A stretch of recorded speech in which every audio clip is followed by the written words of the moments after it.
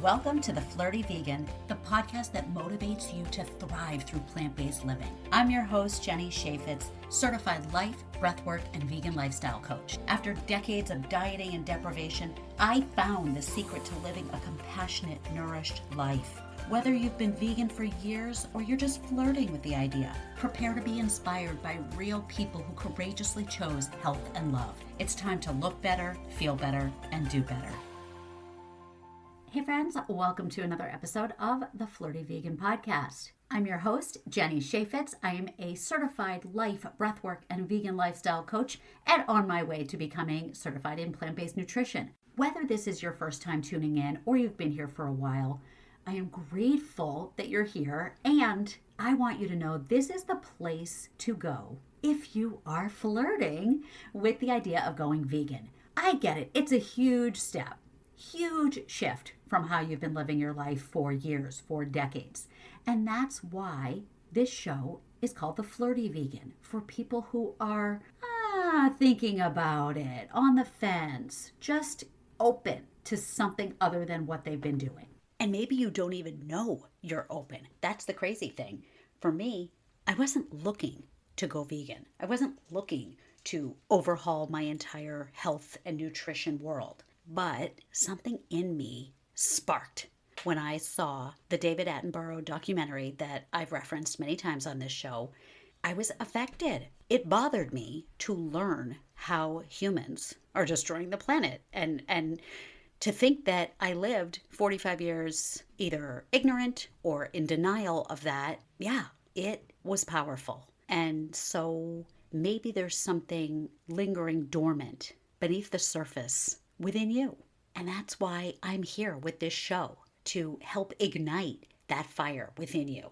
I'm just so excited about my vegan life, and I love having this platform so that I can showcase other fantastic vegans. I hope you have been enjoying this show since it transitioned to The Flirty Vegan. I hope you're finding inspiration from all of my amazing guests, people like Cheryl Moss, Andrew DeCoriolis, Chuck Carroll, Thomas Jackson, Kathy Freston, Dr. Ruby Lathan, and you will not be disappointed by today's guest, Dr. Angela Crawford.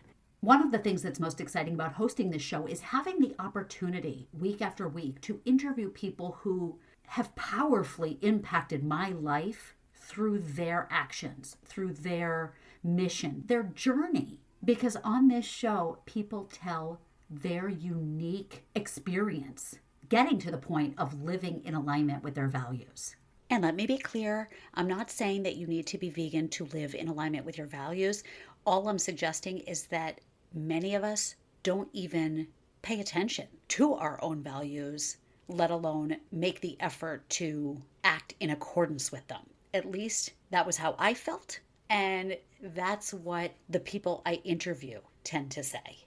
And today's guest, Angela Crawford, is just another one of those fascinating stories of someone who was doing the thing, going through the motions of life, and then finally decided to pivot to live in alignment with her values. And before I tell you about Angela, I just want to give a minor trigger warning because we do briefly discuss the dairy industry and the truth of where milk and dairy products come from. So I think it's important to listen to the entire episode and know where your food comes from. Angela Crawford, Ph.D, is a psychologist, vegan educator, food for life instructor, and author of the phenomenal book, The Vegan Transformation, A Journey to Heal Yourself and the World. And I can't say enough good things about that book.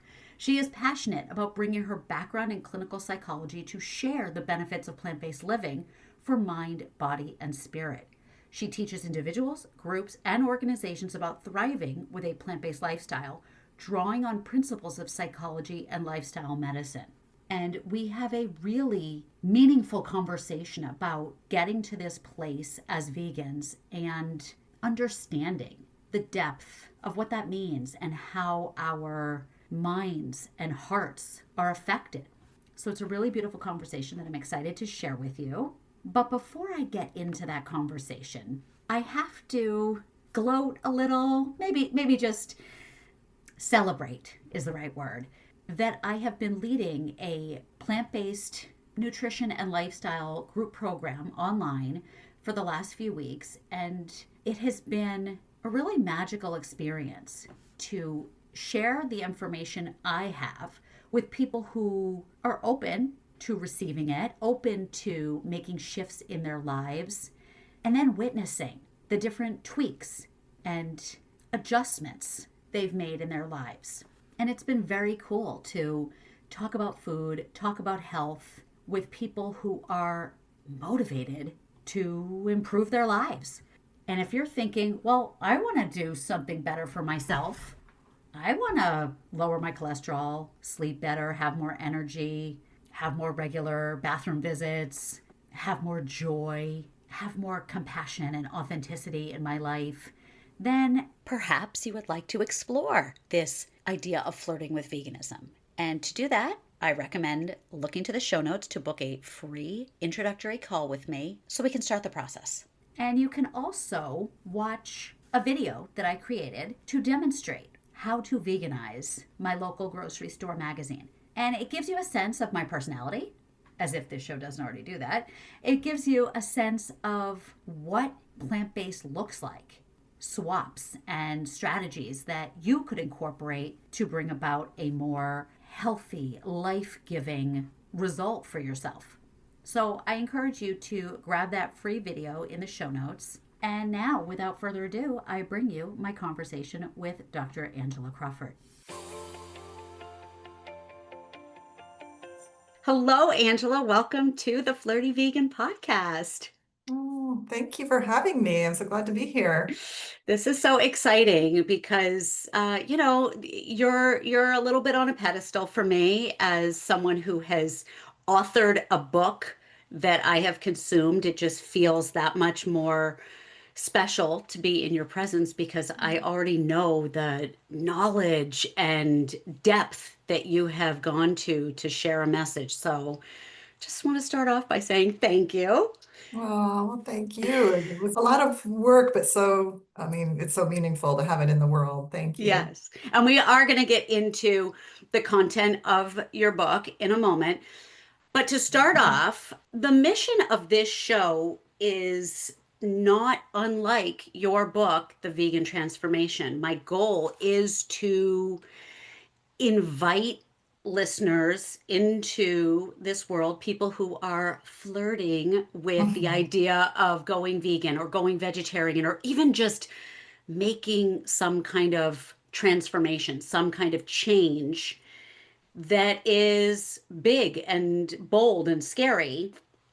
And so it's important for me, again, like your book, to showcase other people's stories so that they are motivating and validating. And you did such an incredible job with that in your book, and I hope to do the same here with people like you. So to get things started, I like to ask this question, which is when we think about flirting, there's an attraction to another being, and we are, contemplating this person. That's how I see veganism for a lot of people, probably like both of us at one point. This, like, should I, shouldn't I? Is it like, what do I think about this? So I am curious, what attracted you to going vegan? Hmm, it's a great question. I think there was certainly a time in my life growing up in the Midwest where I could not have ever seen myself in a relationship with veganism or vegetarianism. Just food was complicated for me. I had my food addictions, sweets and comfort foods and when I moved out on my own, I was not a cook. It just food felt overwhelming. And so it was often what's convenient, what's easy, what's comforting and tasty. And that was how it was for many years. I would maybe hear of someone who was vegetarian or vegan and be kind of curious, but then be like, for them, I couldn't do that. Then, for me, it was an awakening of interest in flirting over time. It started, some people it's an overnight, attraction. For me, it was a more gradual process and started with first seeing a program that got me thinking about how my food was produced and starting to question how I felt about animal agriculture and how workers were treated in that industry. And then that kind of got me thinking about the animals.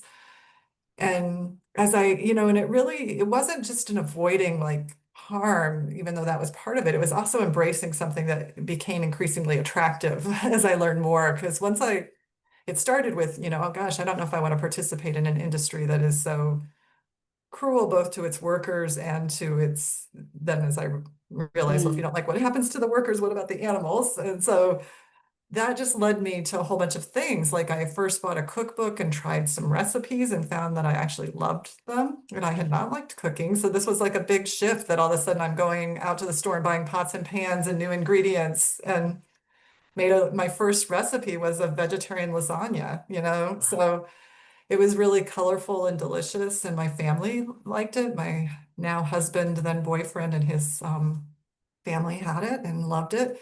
I started just trying different recipes, and then I started reading about vegetarian and vegan nutrition. And then I started reading about the ethics and all these different things. And just, I don't know, it actually did become something, it wasn't restrictive as I had feared. It like opened my life up. And I started just finding all these different foods I never would have tried before. I found I loved to cook. I just didn't like handling meat and didn't know it because I thought I had to. Right. So yeah, so I just all this happened. And then over time, I had moved in the direction of vegan, of letting go of dairy and eggs, but I wasn't fully there until 2019. And something just happened internally. I was doing some self-growth that I think made me look at areas in my life where I wasn't being as authentic or true to my values. And I was in a transformational coaching program at the time and then went through their certification process as well. I was already a psychotherapist and psychologist, but something about this coaching program helped me work on myself in a way. And so, Yeah. yeah, so I realized that this was an area where I was ready to be more authentic and overcome my blocks to just like, why am I not fully vegan? I know that what happens to dairy cows and egg-laying hens is no better. I started to just really face that and Mm. look at videos and read things that help me break through my disconnect because I was kind of disconnected there in terms of looking at really what the realities were, what really happens to these animals, and that it's really part of the meat industry. It's not any different, but I hadn't connected that, and then finally I did, and then I became vegan, and it's changed my whole life in many, many positive ways. I think a path of authenticity that's led to other areas of my life being more authentic too. Mm. Yes. Okay. So we'll come back to that in a moment. I'm interested in knowing because I've heard you mention in other interviews that it was I believe, PBS uh, Hmm. special that you watched. Now, if you weren't already interested in being vegan or vegetarian, why did you even watch that? Or how did you keep watching? Because I ask that because so many people that you and I probably both encounter have the fingers la la la la la. I don't want to know. Obviously I know I'm eating an animal, but I don't want to know. I don't want to know. So how Yeah. is it that you were open to knowing, even though you weren't vocalizing? I think I want to go vegan and want to learn more. Yeah. I think that was just sort of an awakening moment that happened unexpectedly. And at the same time, maybe some seeds were planted before that I didn't realize. A couple of those seeds were a few months before that program came on. Just to say the program it was a program I was already watching on PBS, but it just had a news segment about workers in a meat processing plant. And I Okay. think part of how I watched it was not that I sought it out, it was on something I was already Got watching. it.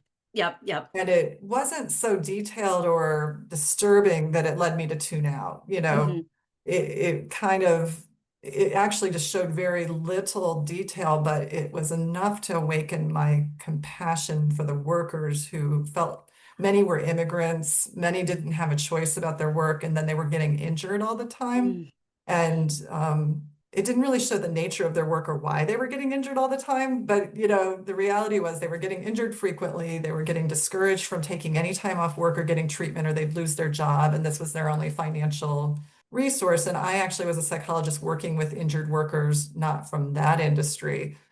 But I think that, I had compassion for the workers, and that compassion opened me up to think more about the whole process. So even though the show didn't show these details, there was enough shared that it got me to reflect and go beyond like that surface, like, well, I don't want to think about where my food comes from. Now all of a sudden I did, and I was like, I don't want to support this industry. I don't like what they're doing. And then it's quickly shifted to the animals because I'm like, well, if you don't like what's happening to the workers, come on. And that it just opened things up in a way Yeah. without me even expecting it. But the seeds that were planted beforehand that might have also made me more receptive. I had eaten at a conference center a few months before that served all plant-based foods. And it was like delicious. It was like really good. And I remember thinking at the time, like, well, if I had a chef, I could maybe eat this way, like I couldn't imagine myself cooking. And then another event was my stepdaughter came home for Thanksgiving, her first year of college, and she was vegetarian for a period of time and did not eat the meat. And it's just like, and she still enjoyed all the vegetables. And I thought, well, Right. maybe that's doable. So I think those seeds planted, I still wasn't thinking of changing then, but then the program. So I think those two things showed me the how was doable. And then the program gave me a why, a Yeah. reason why to start considering it. And then I just kept reading and became just fascinated by it. And I think part of what's fascinated me is how everything is so interconnected, because my own health and well-being can be improved by me eating a plant-based diet because I have a family history of heart disease. Hmm. I care about animals, and this is a way that I embody that in my daily choices. And I love nature, so it's kinder to the planet. So all these things kind of came together, and it just felt like, wow, why didn't I get this before? But I do understand now why I didn't get it before. It's not easy when the whole social forces around you are going against it. So that leads so nicely into my big looming question.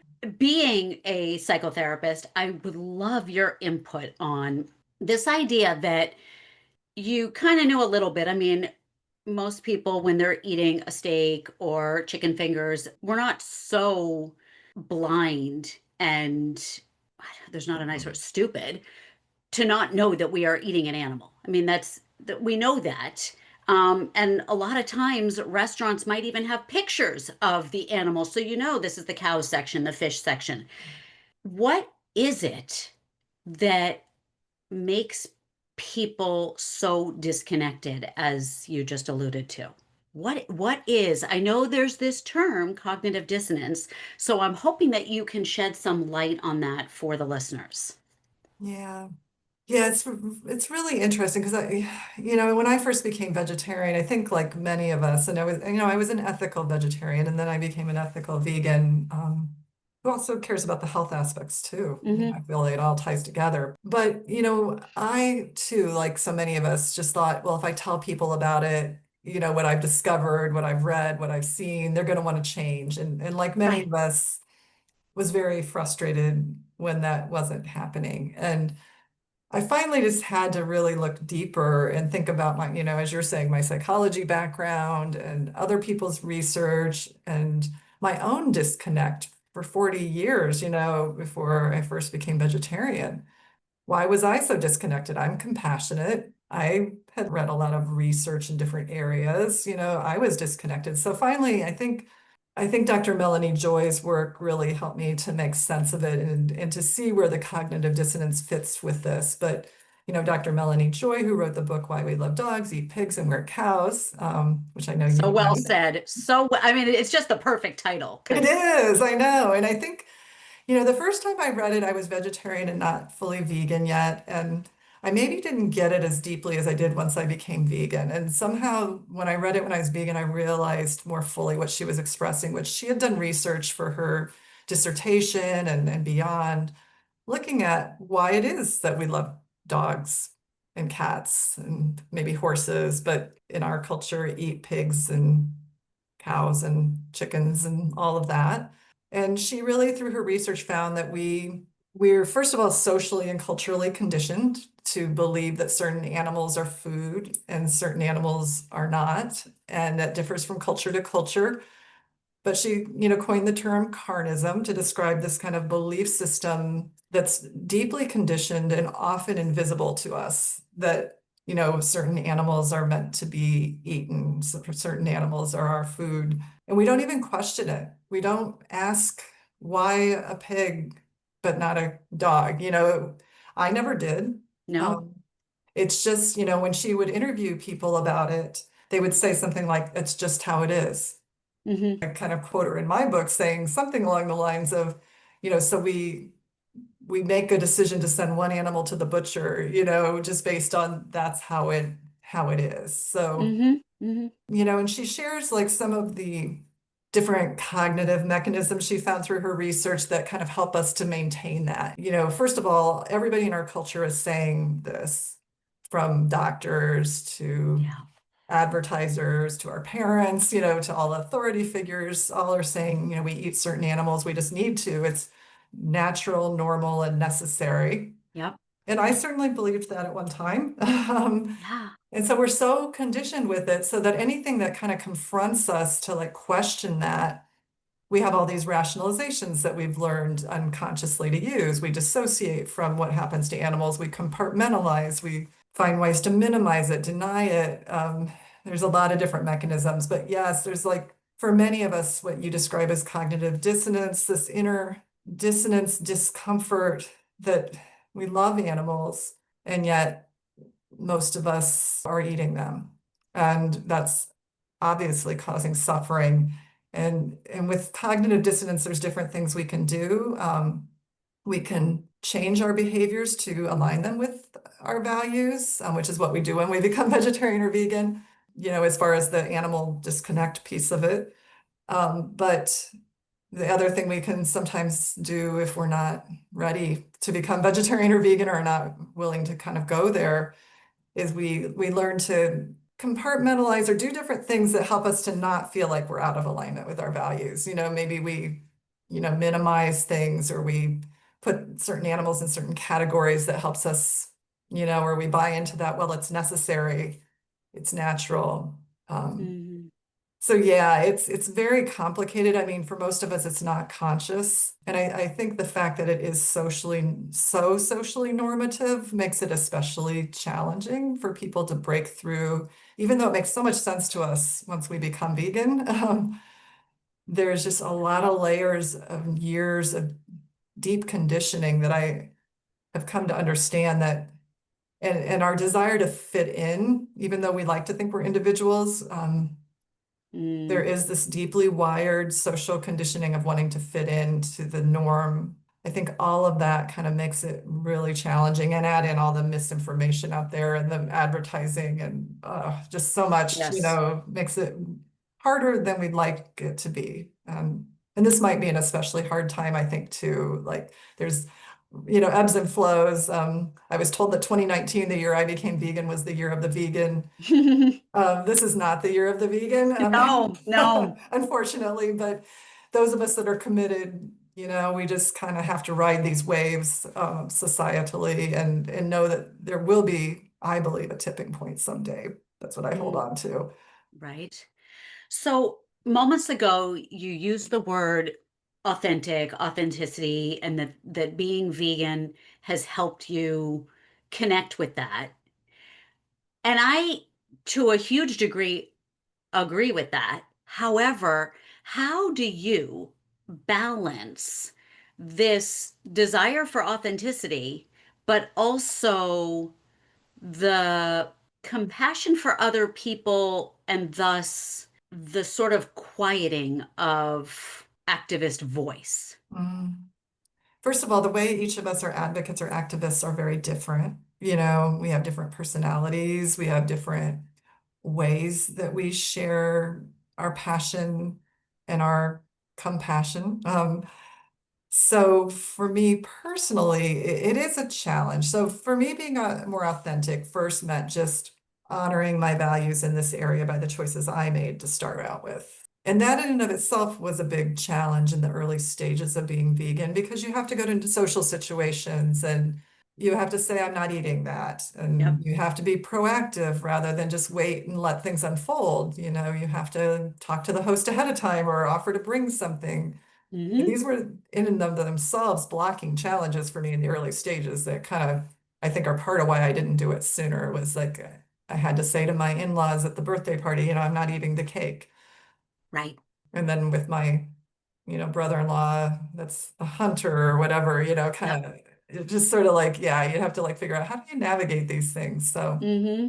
So yeah, so first was just my own authenticity that I care about animals, what's happening in the meat and dairy industries and many other industries beyond that are not okay with me, and I don't want to participate in them. And that means I have to speak up and say no to things and sometimes share why I'm saying no. So that was the starting point, just my own truth and living it.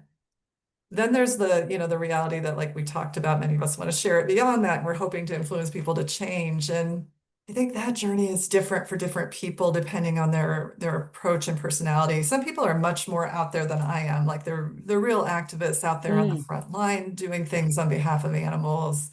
So I don't feel like there's a right way or a wrong way to do this. I mean, I think some people are going to be more in your face, and while I don't think shaming people ever really works as a way to change them, I don't promote that. I do recognize that people have different ways, and some people are going to be much more out there with it than I'm going to be because my personality is different. I'm a psychologist, I was a psychotherapist listening to people for, 25 years. I can be confrontational, but I'm always doing it in a relational way. It's always about, like, I know that I personally can't change someone if I'm not in relationship with them. Even then, I might not be able to change them, but there's more chance of me planting seeds if I keep a relationship with the other person. So I think I guess for me, the realization that I can't make someone else change. No one else could have made me change. I mean, I had a good friend who was vegan when I was still vegetarian. She never shamed me for being still vegetarian and not fully adopting a vegan lifestyle. She supported me where I was. And then when I was ready, she was there. So I just think from my own Yeah, journey and my own knowing from helping people change other things through all those years of helping people, no one changed because I like made them feel like a bad person. that's a good point. So I just kind of hold the realities. Like I think about the stages of change process, which, go from pre-contemplation, contemplation, preparation, action, and then maintenance. And just know that people are in different stages on that change journey. And so can I meet them where they are and maybe plant seeds? So I guess being true to myself doesn't mean that it's my responsibility to change other people. I wish we could stop the suffering. But Yeah, I just wasn't given that much power. I can only have the influence I have. So I just try to keep reminding myself what is mine to do? What is my business? What is my place? What is my contribution? And realize planting seeds and doing what you can is better, it matters. yeah. Well, I mean, your book, we can get into your book now. The thing that I love most about it, and maybe it's the whole point of it, is the stories that you shared, other people's experience, other people's words, other people's reactions to every aspect of the book. You're constantly weaving in, and Susan said this, and Mhm. Jane had this story to Mhm. share. And that was so affirming for me. Not that I ever question my decision, because it is as much a part of me as curly hair at this point. Like, that is just not changing. But I still found each of those stories so powerful. How are people responding? Or, I mean, are you getting feedback from non-vegans who read it, who said, that was it? Ray's story did it for me. Oh, that is great.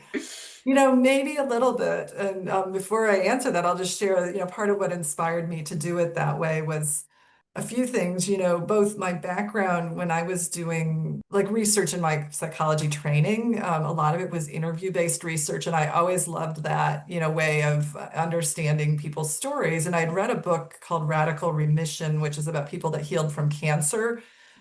It wasn't just about diet, it was about all the different factors that people who had had stage 3 or 4 cancer. And the way she did it was a very similar way where she interviewed people and then kind of found what the core themes were. And then from those core themes, used some of the stories to illustrate it. And I just really loved that. It really resonated as an approach. So I was Yeah, like, yeah, I want to use that approach. it So was yeah, like I perfect. had surveyed and interviewed vegans for my book, about 350 filled out the survey, and then I interviewed 75 in depth. And so quotes from the surveys and then stories from the interviews, are used to illustrate the key themes that came through.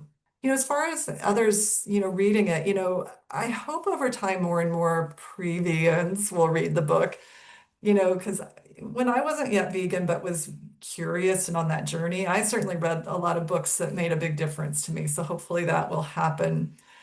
But now, so far, what I have heard is I have a couple close friends who were pre-vegan.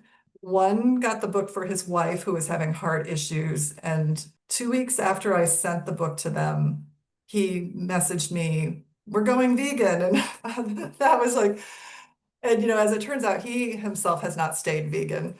But his wife, who had the health issues, has, and she's doing so much better health-wise. She's lost weight. Her inflammation's gone away. Her heart issues seem more stable. Mm, So, and he at least maybe got him thinking, maybe, never know, he might be a little slower to change. yeah. And then another good friend who was vegetarian, you mentioned stories. My friend who had already kind of moved to vegetarian, but the dairy has been a kind of an issue for her to let go of that. She read Deanna's story in chapter 6, I believe it is, about window cows. And I had never heard about window cows until Deanna's story, which was, she shared that the Forgot about reason that one. she became vegan was there were window cows on her campus, which basically were cows that had a big hole cut in their side that Oh, God. allowed people to access their gut microbiome that would help dairy cows who had an unhealthy gut microbiome. And just when she saw it, the cows looked distressed. Their heads Yeah. were down. It Yeah. distressed me. And my Yeah. friend who was vegetarian said this was like a turning point for her to go vegan. Yeah. Sorry for the interruption, but I have to ask, have you thought about going vegan but then reconsidered because it sounds too hard, too overwhelming, too removed from the normal way of eating? If so, that is totally normal. We've all been there. So I want to share with you a fun video. It's kind of like a tutorial of me going through my local grocery store magazine.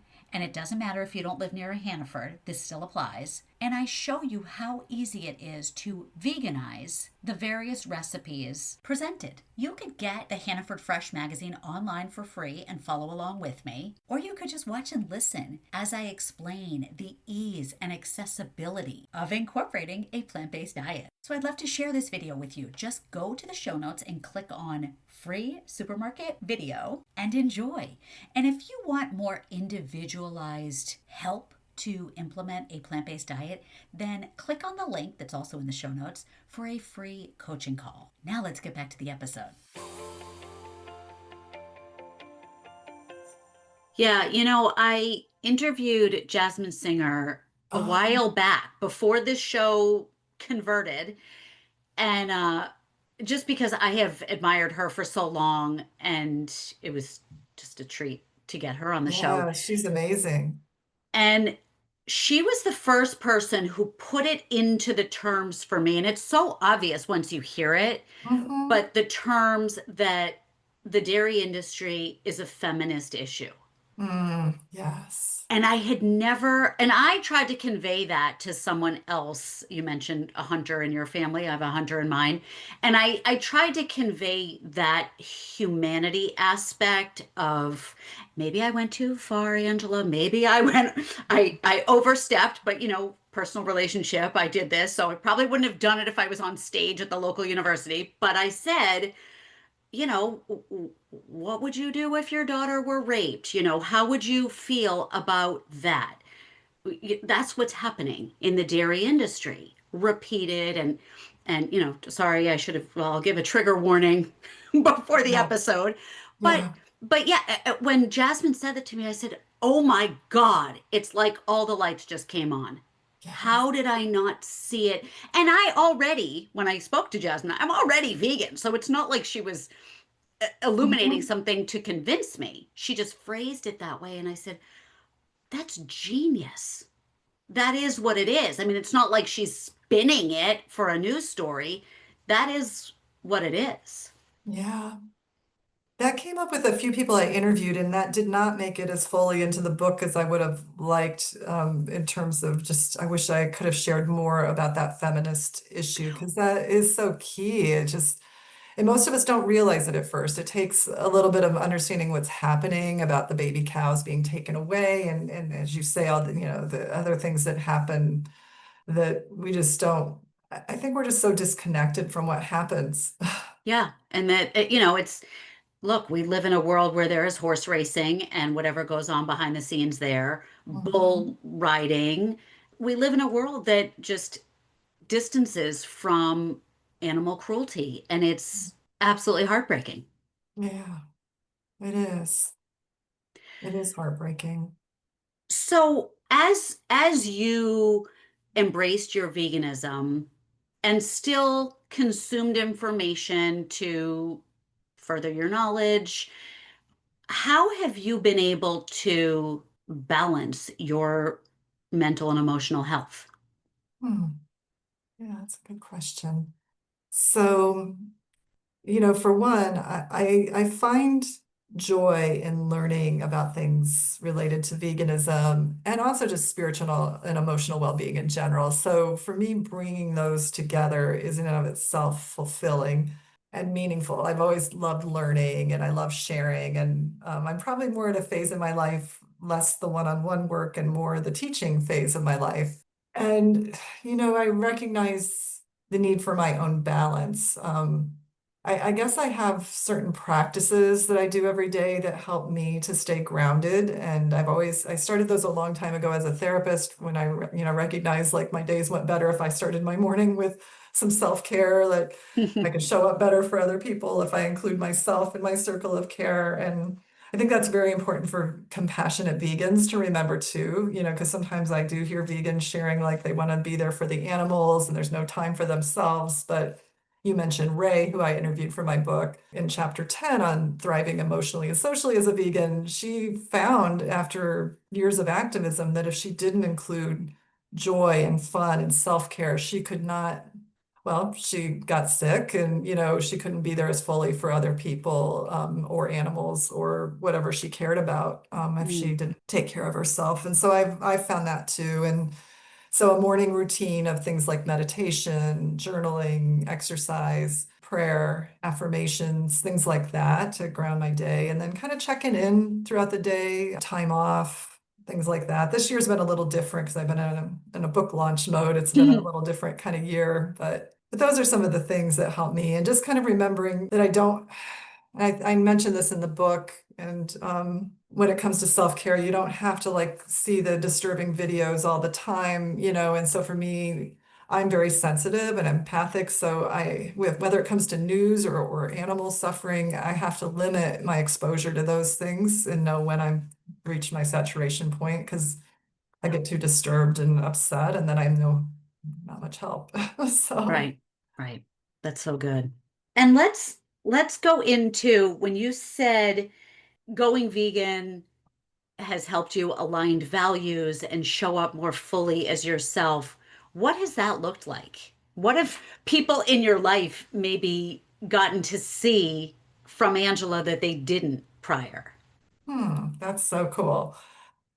So, I loved my work as a psychotherapist, and it was something I was good at, but it had become really consuming in terms of my energy. And I think I always thought of myself as very individual, and I think I was, but there was a part of me that was gearing my life around meeting the needs of others and not always maybe being as 100% true to myself, as I had thought I was. And I mean, I always made sure I got time off, but mainly it's because I knew I needed that time off to recover, to be there, to show up for other people. So I think when I took that transformational coaching program, right around the same time I became vegan, I just started to look at patterns of like that I could hold space for myself energetically the same time I was holding space for others. And so learning to do that more, rather than it just being, okay, I'm taking care of myself now. Oh, now I'm over there taking care of you, like learning to be in my body for both of those, and holding space for both. it was a kind of energetic shift of like that I hadn't even realized I needed to make. So I think it's like trusting my gut more. I always kind of did, but now I know like my guidance, whether it makes sense to me or not in the moment, is what I need to honor. And sometimes it takes some time to see where it's leading me, but I'm honoring my truth a lot more, even when it might not at first make sense. And so that might mean, for example, like when I closed my psychotherapy practice, I didn't plan on that. It was a process over 2 years. But I felt guided that it was time for me to shift what I was doing. And it wasn't easy. It still isn't easy. There's still some grief about that, actually. But so I think what people might see is like me honoring my truth more fully. And before also, I didn't have a blog or a website. I didn't do public speaking. I'm doing much more of all of that these last like 5 years and comfortable with it, enjoying it because there's something about this topic that like just matters so much, not just for me, but for everything I care about. It interconnects with animals. It interconnects with human health and mental health, I believe, and it interconnects with our planet's survivals. And I feel like it's a very positive way of living. For me, it's like there's a joy in it that we could see animals in a new way. We can see the world in a new way. Because that was one thing too that came through my book that I've also experienced is this interconnectedness. Many of us that become vegan discover this greater sense that we are connected with all beings and with nature and with life in a way that is awe-inspiring and wonderful. So Yeah. It is crazy. I mean, I got into the spirituality, personal growth world several months prior to going vegan. And I believe that work truly laid the groundwork for me to even hear a message. I'm sure, like you, seeds might have been planted at some point, but I have no recollection, no memory of anyone ever saying, I'm vegetarian, want to try this? Or no, mhm. not until the personal growth journey started. And now, I mean, like you said, the interconnectedness. I mean, I surprise myself in the strangest ways when I will look at a rainbow or the night sky, a hydrangea bush, and it's like, wow, that is the most beautiful thing I've ever seen. And it's like, who am I? Why am I talking like this? Where did this? I'm not as hippy dippy as these words are making me sound. And yet, I do think it's really freaking cool. Yeah. Yeah, to like wake up to stuff that's right there around us that maybe we took for granted. Um, Yeah. And maybe it is this sort of inner purpose of, well, I hope I can preserve this. I hope mhm. my actions and the people who choose to follow this path, I hope we can make this planet stay beautiful. It's, like make the world beautiful again. I don't know. There's this greater drive. Yeah. Yeah, it's so true. And I feel like like there can be a spiritual awakening that comes alongside veganism, whether, you started your spiritual awakening and then veganism unfolded, or whether you became vegan and then you start to see things you hadn't seen before, or a combination. I think that happens for a lot of people. And many of those that I interviewed, that was one of the results that was most surprising from my book. I didn't ask a question, but I asked about spiritual deepening, but I didn't ask like about feeling interconnected. And that just came up spontaneously from a lot of the people's responses that I didn't even expect to happen.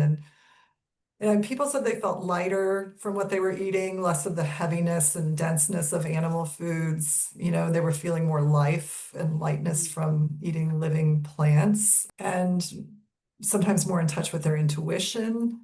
And I think another piece was the compassion piece, because most of us are, if we're at all mentally healthy, compassionate people to some degree, but yet we learn to compartmentalize it where we extend it and where we don't. And this expansion of compassion to all sentient beings that just opens things up. And when you look at it, so many spiritual teachers, that's what they're teaching, is really this expansion of compassion. And you look at past vegetarians from way back, that have made comments about the spiritual connection of how we treat animals, and people like Leo Tolstoy and Leonardo da Vinci and Pythagoras. I mean, all the way back, people have made this connection between how we treat animals and our kind of moral and spiritual well-being and growth.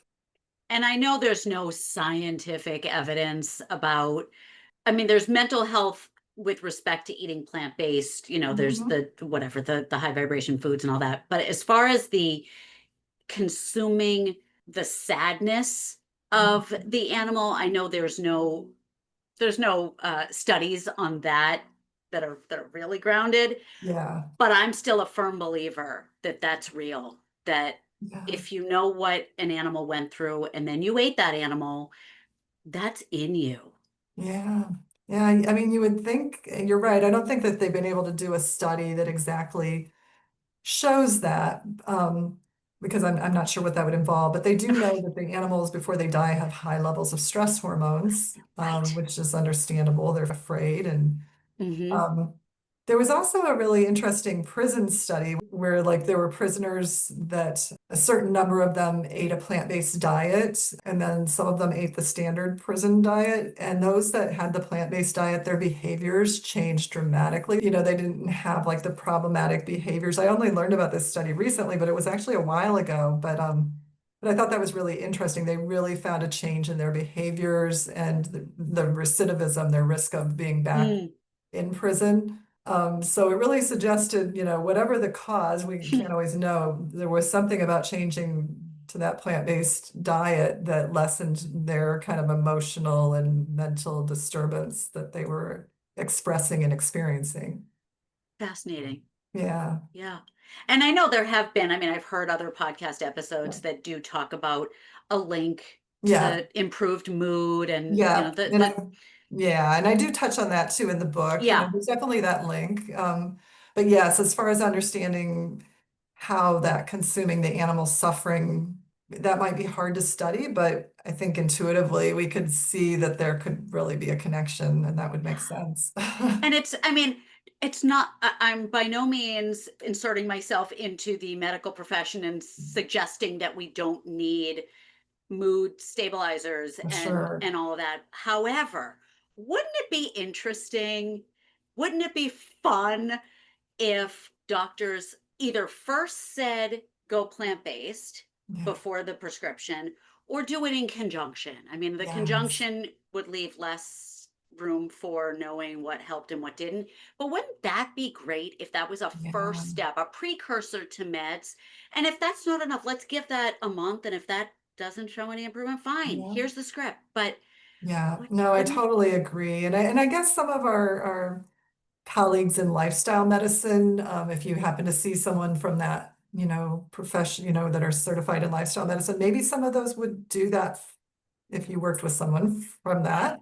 yeah, So go to the American College of Lifestyle Medicine. right, But a few of the people I interviewed that had been on prescription medication for anxiety or depression did note that, especially when they went a whole food plant-based vegan diet where they were getting lots of right, right. nutrients, Yeah, they were, as you're saying, with their doctor's guidance, again, you're right. I would never advise of someone to go off course. any medications or change any medications without their doctor's guidance. Right. But they were able to either decrease it or in some cases go off of it when they were on a diet that really nourished their body. And what they found is that the other lifestyle approaches that are also important in managing mental health, things like, exercise and stress management practices and being in nature and spirituality, they found all of those things were more effective when they had the right fuel in their body. So even though the food itself was not enough only by itself, without other lifestyle practices, those other lifestyle practices synergistically worked a lot better when they had the right food. So, Exactly, exactly. That's how, yeah. So I yeah, think so. I wish I'd known about it earlier in my career, although I will just say, like, when you're a more general psychotherapist or more general doctor, like the average person is not fully open to this lifestyle, unfortunately. So even if I had known about it, I'm not sure how many people I would have, unless I decided to go in that path of being like a plant-based specialty, right, where right. people come to you for that reason. Yeah. Yeah, isn't it crazy how once upon a time you might have thought this sounded extreme Yes. and restrictive? Yes. And as a lifelong dieter up until going vegan, I'm very familiar with restriction. Yes. This is nothing. Yeah. I mean, I feel like the heavens have opened and illustrated countless options for me that didn't exist when I was dieting. Yeah, isn't that so interesting? And that is an amazing thing. And I had, food issues of my own before, and just now I find I eat so much more variety, and it's almost like there's no limit to what there really is to eat. Like things open up so much more than you would ever realize because you never considered certain things, certain fruits or vegetables or spices or other condiments or things that now are Yeah. just sort of, I mean, even just the dreaded potato, like, yeah, a dieter doesn't typically eat a whole lot of potatoes. yes. But now I'm like, oh my God, there's so many varieties. There's Yes. so many different ways to cook them. This is just Yeah. fantastic. Potatoes all day. Yeah. Yeah. Things open up and you realize that, yeah, when you're eating plant-based, you can, unless you're just drowning things with oil and all of that, you can eat a Yes. lot more than you ever could have before. Right. Yeah. All right. Well, before we completely wrap up, I am curious. I'm going to put you on the spot. Is there a favorite transformation story that you can share either from yourself or the book? I know it's like picking your favorite kid, but is there a favorite story? Yeah. Well, so many of them, like you're saying, were deeply fulfilling. But one I guess that right now might be coming to mind that kind of brings together all the aspects of the vegan lifestyle is Jackie's in chapter 4. And she first she'd lost a son to an untimely death because of a medication complication. And then her other children and herself and her husband all had health issues and were overweight. And somehow she ended up seeing forks over knives. And she was just like, why did I not know any of this before? She took her family on a plant-based diet, whole food plant-based. And like all these things unfolded, first it was the physical healing that, the whole family lost weight. It was like among the four of them, it was 300 pounds total across them all.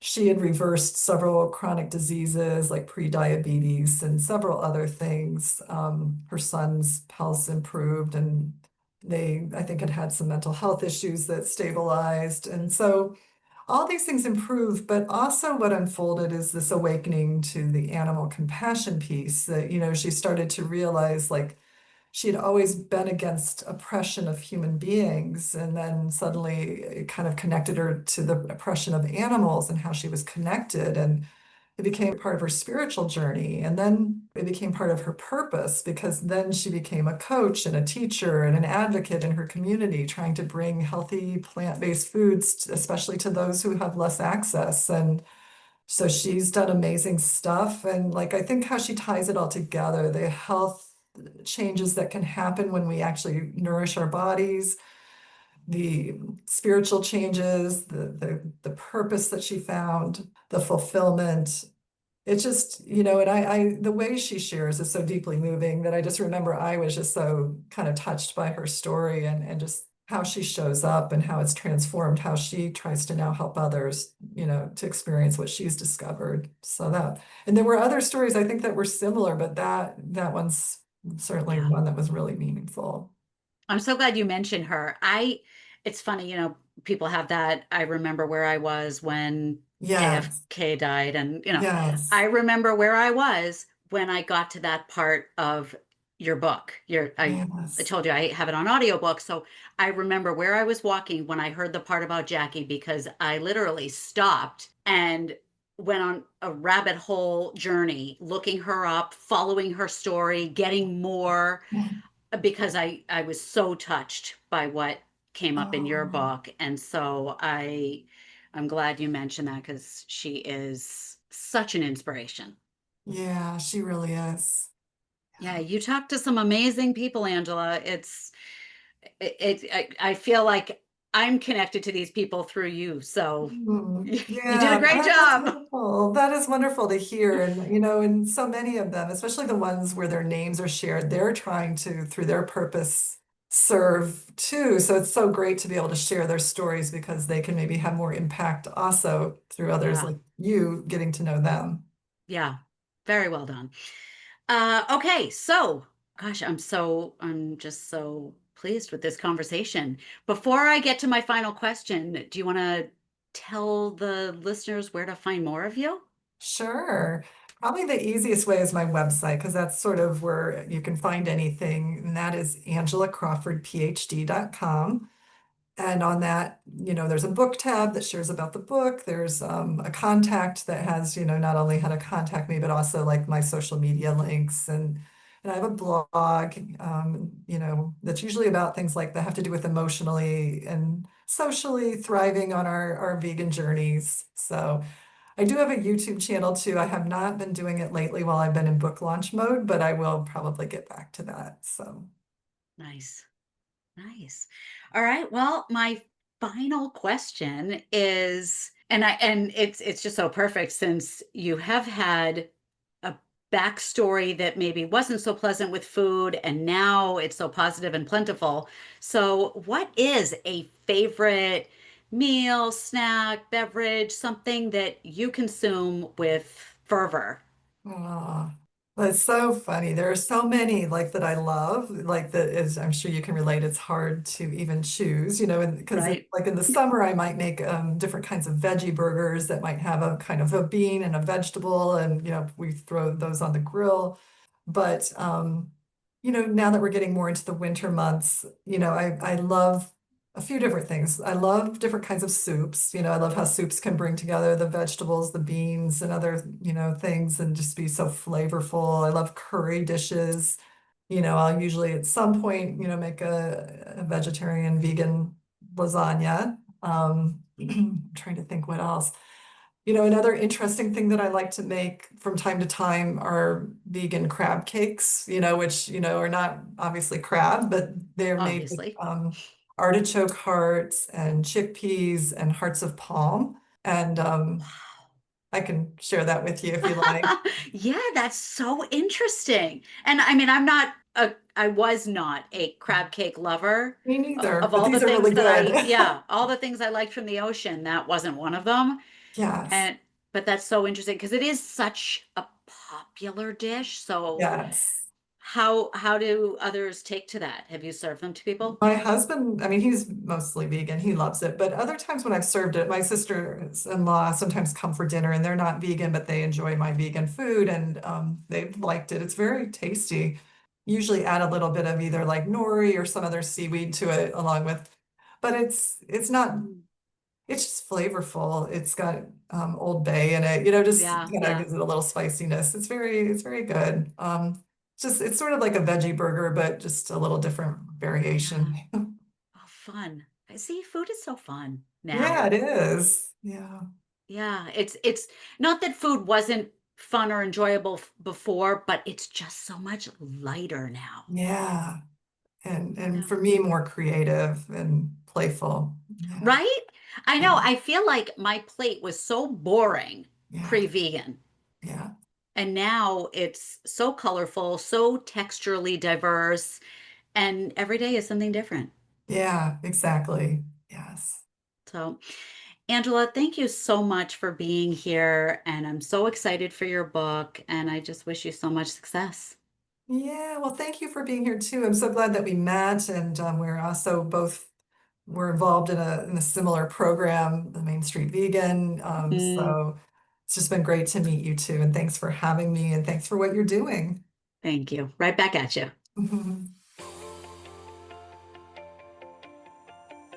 I just loved that conversation. I hope you did too. One of the things that Angela touched on in our conversation and throughout her book is the idea of the interconnectedness. And I find that really synchronistic because Angela and I are interconnected in many ways.